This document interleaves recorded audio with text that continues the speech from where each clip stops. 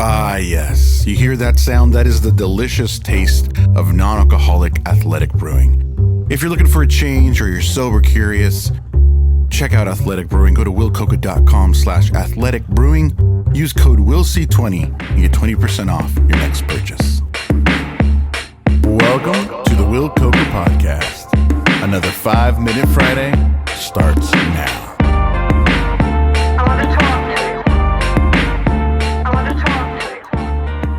Welcome, everybody, and happy Friday. Look at us. We made it to Friday. I've been thinking a lot this week about some cycles I've gone through in my life, and frankly, that I'm going through. Let me explain. Many years ago, I trained for a marathon and completed it. I did it. It was hard, but it was worth it. I even went vegan for a whole year. I know, me. I cut out alcohol, coffee, and was very focused on this one thing. After that, I kind of had an identity crisis. I didn't really know where to go from there. So it all kind of fell apart. And as some of you know, shortly after my father passed away, I got really sick. I gained a lot of weight and ended up in the hospital. On the way out of it, I was very stuck. I did not know how to start again because in my mind, I thought I could do what I did back then when I was training for the marathon. I thought if I just do what I did, then I'd be fine.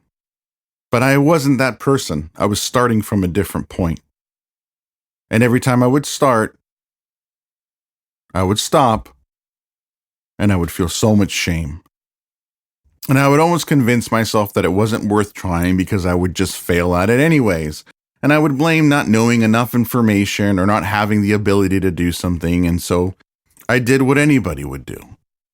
I reached out to my favorite podcast, Rich Roll.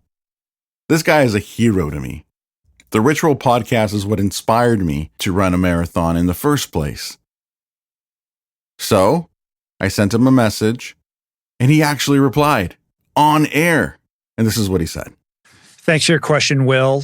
It's a good question. I think it's a question that a lot of people can relate to. And I have a few thoughts on this. I mean, first of all, the only day better than yesterday to begin something like this is today, right? And the good news is you've done it before. So you actually already know what to do. You mentioned that there's not a lot of information out there on how to do it. I disagree. I think there's plenty of information. I don't think that we're, thirsting for information that doesn't exist on how to, make this kind of transformation.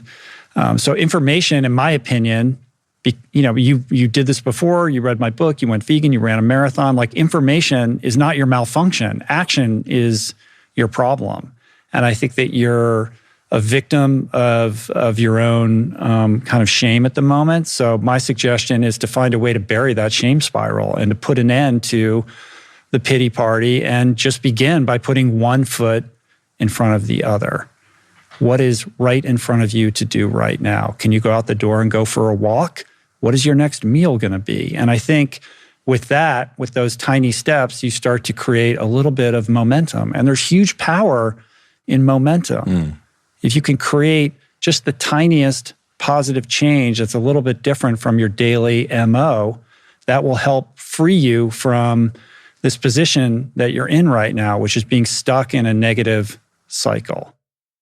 The amount of honesty and grace that Rich showed me in his response is something that I'm so grateful for, and something I still think about and listen to even till this day. This has been a long game. It's a long process. I'm still working on it. It's been 3 years since I've left the hospital, and every day I try to make those little tweaks, little tiny adjustments to get to where I'm going. Like Rich said, one foot in front of the other. Thanks for listening, everybody.